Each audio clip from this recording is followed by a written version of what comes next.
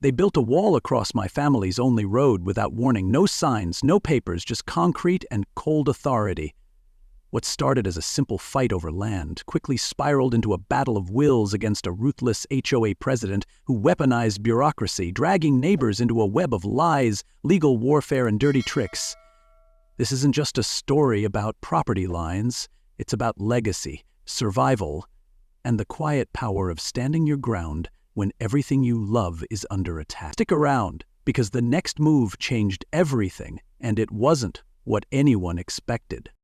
Leave a comment below to let us know where you are watching from, and if you like fascinating stories like this, don't forget to hit that subscribe button because tomorrow we have another incredible story, and there are many surprises waiting for you in the next parts.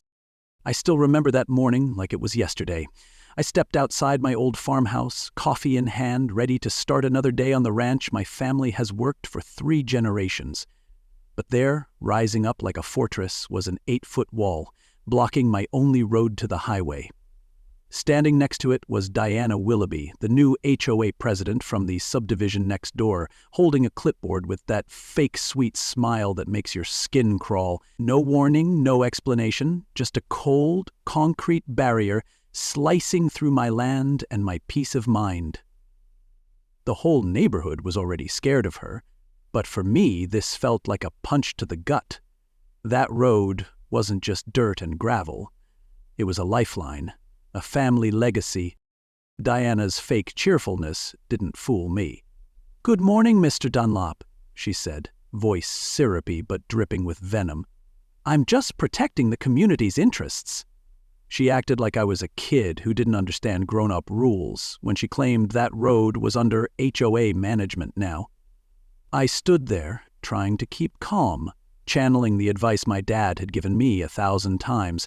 Never let MCU sweat, but inside, the anger was boiling. How could a woman who'd lived here less than 6 months decide the future of my family's ranch? As I stared at that wall, the weight of generations pressed down on me, and I knew this wasn't just about a road anymore, it was about everything I stood for. Instead of storming off or losing my temper, I called Wesley Grant, the only lawyer in town who knew a thing or two about agricultural property rights. Wesley had handled land disputes longer than I'd been alive, and when I told him what was happening, the silence on the other end of the line spoke volumes. "Hank," he said finally, "this is going to get messy. Roads like yours, they predate most of the subdivisions around here. Jurisdiction gets tricky." He promised to dig deep and get back to me. Meanwhile, the construction noise kept pounding, that wall getting higher by the hour like a ticking time bomb. Little did I know, Diana had been plotting this for months, and the fight I thought was just a land dispute was about to turn into a full-blown war. I couldn't shake the feeling that everything I knew about my home was slipping through my fingers. Diana wasn't just building a wall, she was drawing a line in the sand, and she expected me to back down. But I wasn't about to roll over. My family's legacy wasn't something you fenced out overnight. That morning set a fire under me. This was personal. It was a test of everything I believed about fairness, about respect, and about fighting for what's rightfully yours. I didn't know it yet, but that wall was the opening move in a battle that would change not just my life, but the whole neighborhood forever. If you've ever been pushed to the edge, you know the feeling, the weight of history, the sting of injustice, and the fierce determination that rises when everything you love is on the line. This is that story. It's about more than dirt and concrete. It's about family, resilience, and standing tall when the odds seem stacked against you. So stick around, because what comes next isn't just about fighting a wall. It's about tearing down the lies and rebuilding a legacy no one can take away. The days after that wall went up were a blur of frustration and disbelief. But I kept my head down and focused on figuring out my next move. I called Wesley back, hoping for some good news, but what he told me only made the fight feel bigger. "Hank, this Diana woman has done her homework," he said, voice low and serious. "She hadn't just decided to build a wall overnight. She'd been planning this for months, filing paperwork to change road classifications, talking to other HOA presidents who'd pushed out ranchers like me, digging deep into every loophole she could find. It wasn't just about a piece of land. It was a carefully crafted campaign to force me out. Every word hit like a punch. But I wasn't ready to go down without a fight. As the legal battle loomed, the harassment around the ranch grew more intense. Diana hired a grumpy old vet named Frank Morrison who'd bought a security badge online and appointed himself the neighborhood watch. Frank stopped delivery trucks, questioned visitors, and made it clear he was guarding the wall like it was Fort Knox. Then there was Carol Jenkins, who showed up at neighbors' doors with homemade cookies in one hand and petitions in the other, quietly stirring the pot with complaints about livestock and noise. Their methods were bizarre and petty, but the impact was real. My trips to town turned from 10 minutes into torturous 2-hour detours. Clients started dropping contracts, and every day felt like I was being squeezed tighter, but the pressure only made me more determined. In the middle of that chaos, help came in unexpected ways. Sheriff Clay Edwards, a family friend whose roots went back to my dad's generosity years before, showed up one afternoon. He couldn't step in officially, but he promised to keep an eye on things and warned me I wasn't alone in this fight. Around the same time, June Halbrook, a freelance writer living 3 houses down from Deanna, started live streaming the whole ordeal. Her streams attracted hundreds, then thousands of viewers who shared their own HOA nightmares, turning our personal battle into a public movement. The more Diana tried to silence June, the louder the story got, and the more people started asking questions about what was really going on behind that concrete wall. Wesley's research started to uncover cracks in Diana's carefully built facade. The road Diana had blocked? It wasn't actually under HOA jurisdiction. It was stuck in legal limbo after the development company that built it went bankrupt years ago. That meant the road, and the access it gave me, could be bought legally, freeing me from Diana's chokehold.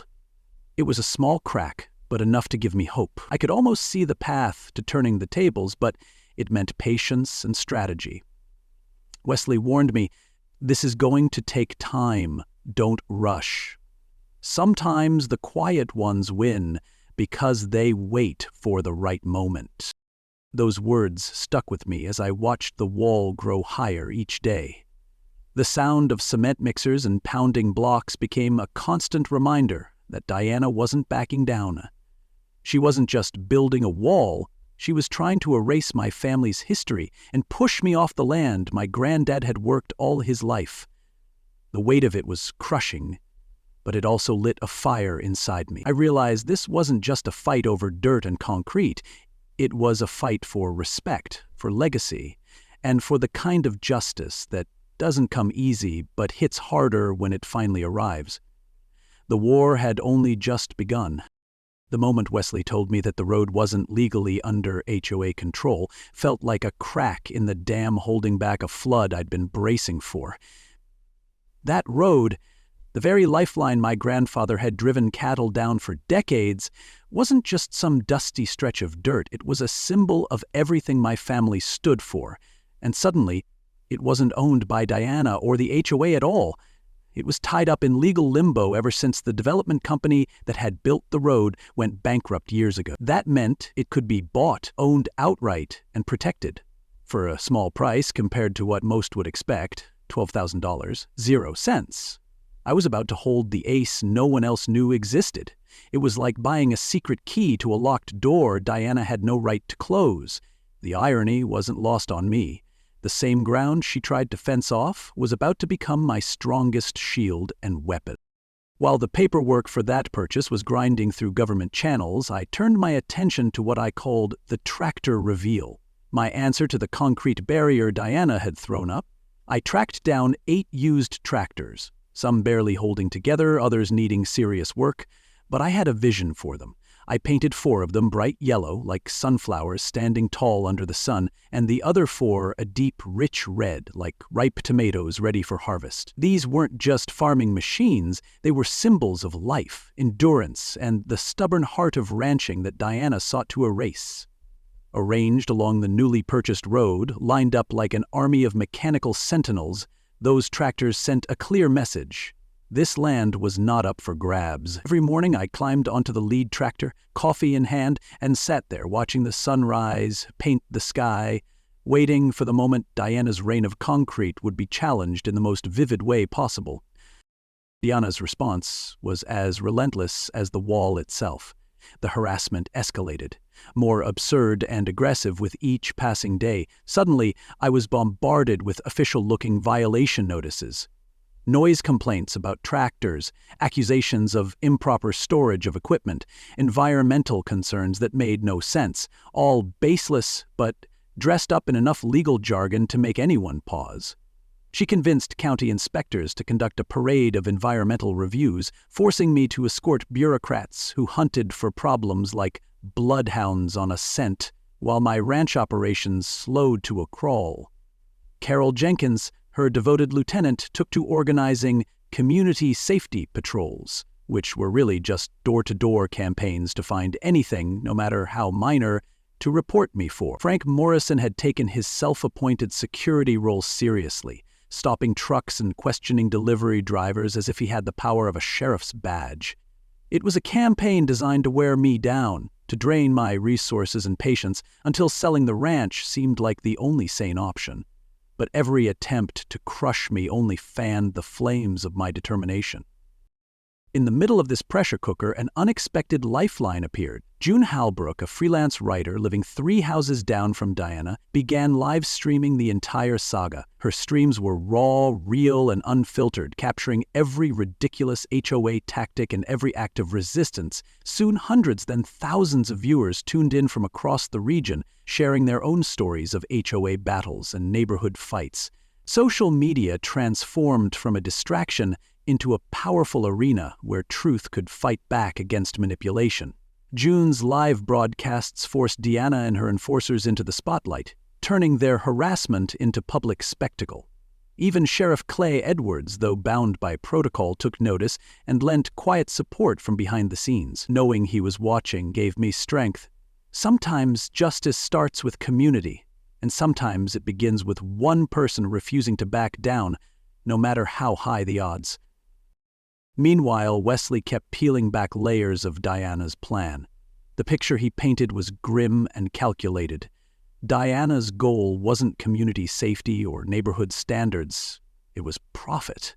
She aimed to bankrupt me by choking off my access, then buy my land cheap, subdivide it, and cash in on the dream she'd been selling all along. Every harassment tactic, every legal maneuver, every smear campaign was a piece of a ruthless business strategy. The deeper the hole she dug, the clearer it became that I was fighting not just for a road or a ranch, but for justice against cold-hearted greed dressed up as suburban civility. The road was legally mine now, and with patience and planning, I was ready to prove it. It wasn't just a fight anymore, it was a battle to protect a way of life, a family legacy, and the quiet power that comes from knowing your ground is rightfully yours. That road purchase was just the start.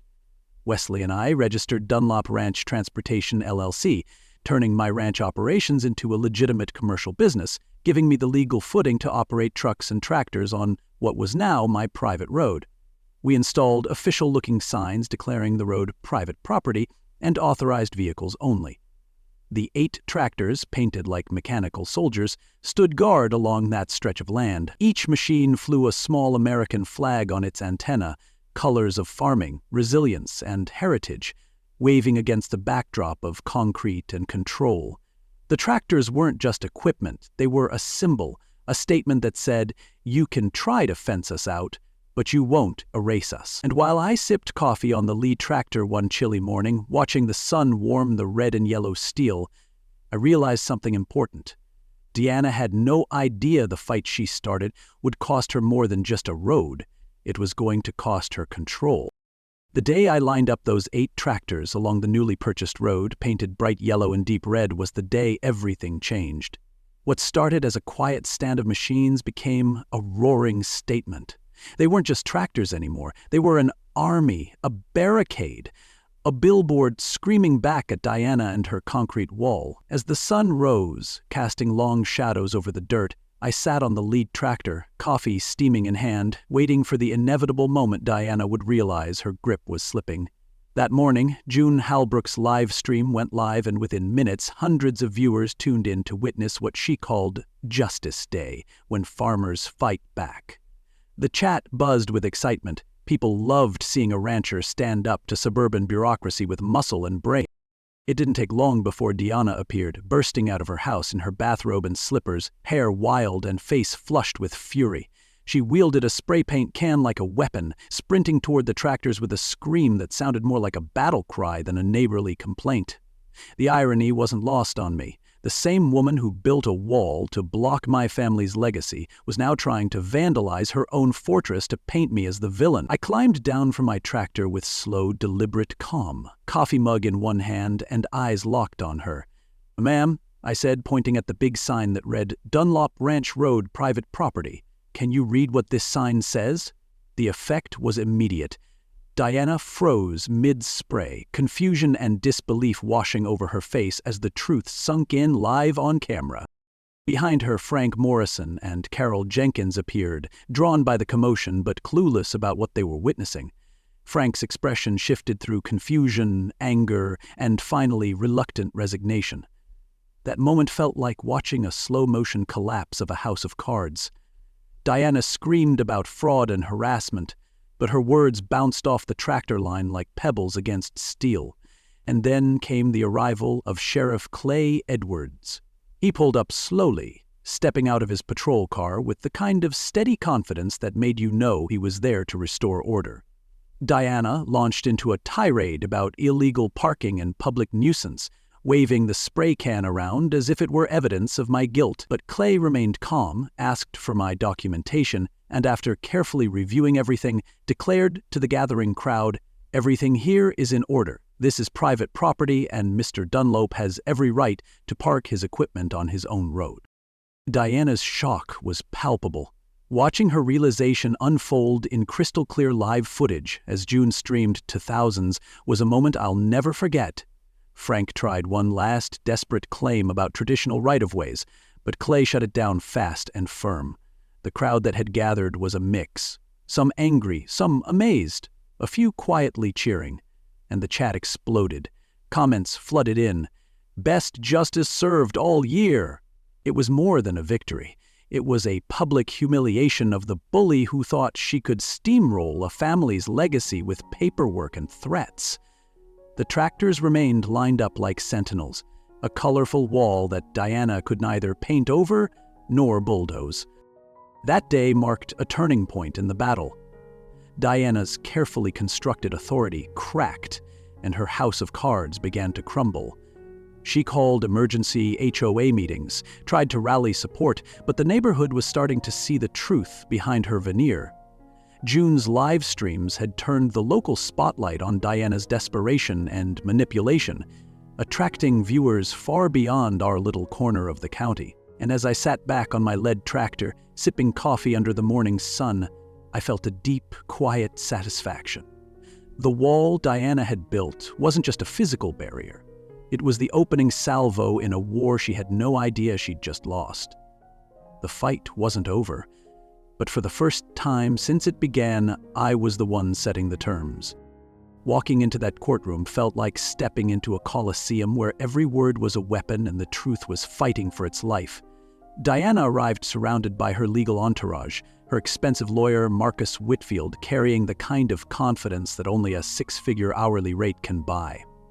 Flanked by protesters holding signs demanding fairness and stop property abuse, she moved with the assuredness of someone who already believed victory was hers. But behind that polished exterior was a flicker of tension, a crack in the armor that only grew deeper as the trial unfolded. I sat quietly, focused on the man beside me, Wesley Grant, the seasoned lawyer who had built a case far beyond simple property lines. He was ready to expose Diana for what she truly was, a calculating manipulator. Marcus Whitfield opened with what he thought was the final blow. He painted me as a vindictive rancher weaponizing legal rights to harass his neighbors and disrupt the peace of a community He showed the court pictures of my tractors blocking the road like an army of defiance, maps highlighting traditional use to suggest the road had always belonged to the neighborhood, and testimony claiming that my presence severely impacted everyone's quality of life. His voice was sharp, rehearsed, designed to sway the judge and jury by painting me as the villain in this story. But Wesley was ready, and when his turn came, the courtroom shifted. Wesley didn't just argue property rights, he tore apart the entire foundation of Diana's case. Document after document was laid bare, emails revealing Diana's months-long plan to bankrupt me and purchase my ranch for a fraction of its worth. The courtroom was silent as Wesley read, his voice steady and cold. I will force Dunlop into bankruptcy within 6 months, then subdivide the property for profit. The words landed like a thunderclap. The truth had a way of crashing through lies. The climax came with Wesley's piece de resistance, a legally obtained recording of a phone call between Diana and a demolition contractor. In it, Diana laughed, mocking me for being clueless about the storm she was brewing. She boasted about plans to clear the ranch for development by Christmas, counting on the slow wheels of legal bureaucracy to push me out. The judge's expression darkened with each passing second, her patience clearly thinning. When she finally spoke, her voice was sharp and unwavering. This court does not look favorably on the abuse of legal processes for personal financial gain. What I see here is not a good-faith property dispute, but a calculated campaign of harassment intended to force a private citizen into selling their land through economic duress. The verdict was swift and decisive. Diana's lawsuit was dismissed. She was ordered to pay $30,000, 0 cents in court costs and legal fees, plus $10,000, 0 cents in compensatory damages for frivolous litigation. Most importantly, the court ordered the wall removed within 48 hours and prohibited Diana from filing any further legal actions related to my property without prior approval. It was a crushing defeat, and justice had finally spoken. Outside, the fallout was immediate and spectacular. June's live stream captured Diana's unraveling in real time, her expensive lawyer nowhere to be found, the protesters confused and dissipating, and Diana herself fleeing the courthouse in shock. Frank Morrison and Carol Jenkins, once the fiercest enforcers of Diana's tyrannical campaign, looked disoriented, finally understanding they'd been pawns in a game far bigger than petty neighborhood disputes. The online audience exploded with cheers and supportive comments, thousands witnessing a quiet rancher standing up to the might of HOA greed and winning. The public reckoning was more than just personal victory. It was a lesson on the power of patience, strategy, and the strength found in standing your ground. As I stood on those courthouse steps, watching the dust settle on Diana's crushed ambitions, a deep sense of peace washed over me. This fight wasn't simply about land or fences anymore. It was about dignity, legacy, and the enduring power of justice. The wall that had started this whole conflict would soon be gone, but the lessons it taught me, the community, and anyone else tempted to bully their neighbors would last far longer. The tractors I'd lined up along the road, those bright yellow and red mechanical sentinels, would remain, not as symbols of defiance born from anger, but as reminders of the quiet strength that comes from knowing your rights and being willing to fight for them. And as the sun set on that day, I realized something important. Sometimes the most powerful victories come not from loud confrontation, but from the slow, steady march of truth. After the court's decision, the wall that had once stood like a symbol of oppression was torn down within the 40-hour deadline, the concrete rubble a physical reminder of Diana's failed attempt to erase our legacy. But the victory wasn't just about demolishing a wall. It was about rebuilding a community that had been fractured by fear and manipulation. Those 8 tractors, once a bold statement of defiance, had become a local landmark. Families would stop by, kids would take pictures and ask questions about ranch life, and neighbors who had once been wary now nodded with respect. The tractors were no longer just machines. They were symbols of resilience, a bright and colorful testament to what standing firm can achieve. June Halbrook, the freelance writer who had tirelessly documented the battle, was elected HOA president in a landslide. Her first order of business was rewriting the community guidelines to focus on real safety issues rather than petty aesthetic rules and power plays. The neighborhood slowly began to heal. Monthly ranch day events brought everyone together, farmers and suburbanites alike, sharing meals, stories, and a renewed sense of belonging. Even Frank Morrison, once the gruff enforcer of Diana's will, became one of my most reliable helpers after he realized he'd been used as a tool in a much larger scheme.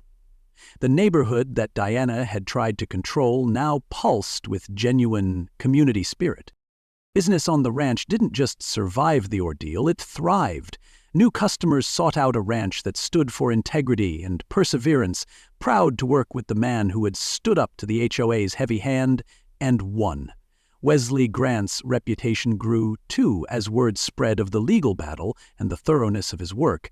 Other landowners, hearing our story, reached out for help in their own struggles with HOA over. Meanwhile, June's social media following exploded. Over 15,000 regular viewers and counting, and she began monetizing her content with sponsorships that supported her fight for HOA reform nationwide. Our story had become a beacon for anyone facing similar battles. Reflecting on everything, I realized that the personal growth I'd experienced during those difficult months was the most valuable outcome of all. Being quiet, rural, and unassuming didn't mean I was powerless. Sometimes the best response to aggression isn't immediate retaliation, but patient, strategic thinking and a deep understanding of the rules you're up against. Deanna Willoughby had tried to steamroll me with authority and intimidation, but she underestimated the power of preparation, persistence, and quiet strength. Justice often comes slowly, but when it arrives, it carries a satisfaction that money can't buy and bullies can't steal away. 6 months later, while working in the barn, I received an unexpected email. It was from a law firm representing a buyer who wished to remain anonymous, offering to purchase my newly acquired road for $50,000, 0 cents. Over 4 times what I'd paid. The email included an apology for any past misunderstandings and assurances that the buyer had learned valuable lessons about property rights and community relations. I didn't have to be a detective to guess who was behind the offer. Diana, of course, was willing to pay a premium to undo the consequences of her own actions. My reply was simple and clear. Thank you for the offer and the apology. The road is not for sale. Visitors are always welcome. Just please, no spray paint. Today, that road bears a new sign, proudly designed by June. Dunlop Ranch Road, private property, visitors welcome, no spray paint allowed. With a small American flag waving gently in the breeze. Looking back on everything that happened, I'm grateful for the lessons learned and the relationships forged through the battle. The ranch, once under threat, is stronger than ever, and the community is more united. Diana's former house has new owners who love this land, and the subdivision flourishes under June's fair and thoughtful leadership. Sheriff Clay Edwards was promoted, his role in our fight earning him community praise. The war over a road and a wall turned into a story about legacy, justice, and the unyielding spirit of those who refuse to be bullied. It's a reminder that sometimes standing your ground quietly, with patience and strategy, can change everything. And for anyone out there facing their own battles, remember, the rules might seem stacked against you, but knowing them, waiting for the right moment, and fighting smart can turn the tide in your favor. Leave a comment below to let us know where you are watching from, and if you like fascinating stories like this, don't forget to hit that subscribe button because tomorrow we have another incredible story, and there are many surprises waiting for you in the next parts.